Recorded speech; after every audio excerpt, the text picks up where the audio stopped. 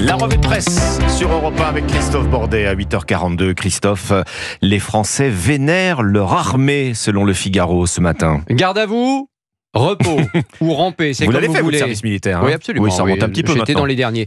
Oui, les Français qui, depuis une génération et demie, ne savent plus ce que c'est, justement, de faire cause commune sous le drapeau, à travers quelques activités ludiques, comme le parcours du combattant, une série de pompes à 2h du matin, ou bien encore faire son lit au carré, le service militaire ayant pris fin, je le rappelle, en 1997. Les Français, donc, sont 8 sur 10 à avoir la fibre patriote, à soutenir nos forces armées, selon un sondage du Figaro ce matin. De quoi donner du baume au cœur aux troupes qui vont défiler sur les Champs-Élysées. Comme l'écrit Étienne de Montetit dans son éditorial, les Français aiment leurs militaires, conscients, semble-t-il, de la fragilité de notre pays dans un monde qui inquiète de plus en plus. Guerre en Ukraine, guerre au Moyen-Orient, incertitude sur le soutien américain. Les conditions de la puissance passent aussi par l'augmentation du budget de la défense pour les 2 prochaines années. Comme annoncé hier par Emmanuel Macron, le président plus que jamais en phase avec les Français qui, selon le même sondage, sont 72% à être favorables à l'augmentation des budgets militaires.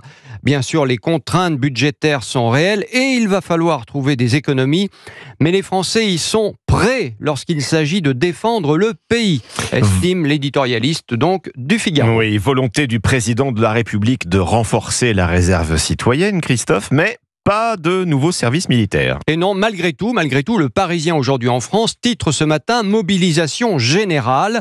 Il s'agit à terme d'avoir 100 000 hommes formés, entraînés, susceptibles de prêter main forte à nos militaires en cas de conflit de haute intensité. Mais chez nos voisins, c'est bien du retour du service militaire, le vrai cette fois, dont il est question.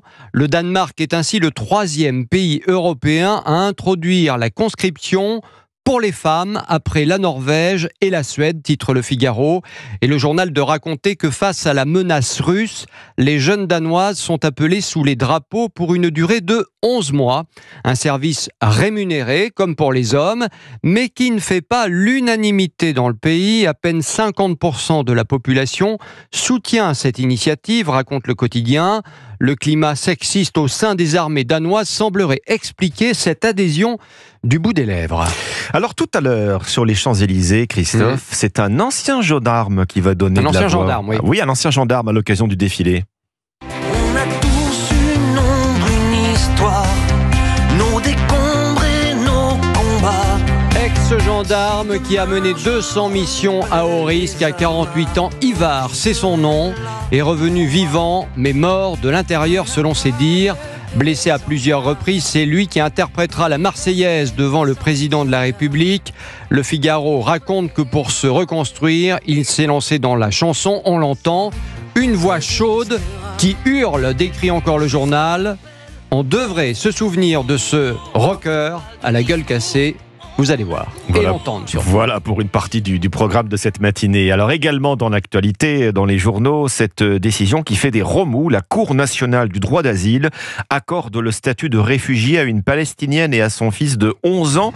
C'est une décision inédite en France, hein. Oui, une décision dénoncée dans une tribune publiée dans le Figaro par Éric Zemmour, qui ouvre, dit-il, les portes de la France à tous les Gazaouis, à tous les Palestiniens de Gaza. Encore, dit-il, des millions de personnes dont aucun pays musulman ne veut, rappelle le leader de Reconquête.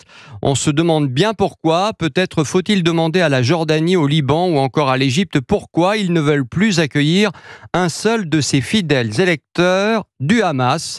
Il ajoute ironiquement « Je propose pour l'année prochaine que la Cour nous envoie les 500 000 Pakistanais qui ont été expulsés en quelques semaines d'Iran ou encore les innombrables Africains subsahariens jetés dans le désert sans la moindre bouteille d'eau par les gouvernements algériens et tunisiens, grands défenseurs des droits de l'homme.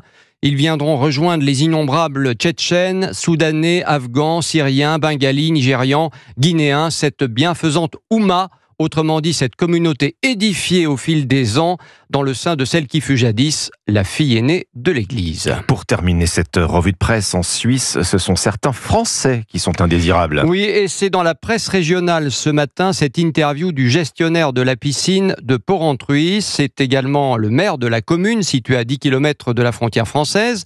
Il raconte à la Dépêche du Midi qu'après des échauffourées provoquées par des jeunes Français le 30 juin dernier au bord des bassins, comportement irrespectueux, incidents, tensions, seuls ceux ayant un contrat de travail en Suisse peuvent désormais venir piquer une tête. Il conseille à la France, je cite, de régler ses problèmes avec ses citoyens. Le sentiment anti-français se développe en Suisse, affirme-t-il, et de préciser, ce n'est pas à nous de payer les dégâts commis par les Français. À bon entendeur, si vous voyez ce que je veux dire. Je crois qu'on voit. Christophe Bordet, c'était votre revue de presse sur Europe 1. Merci. 8h47.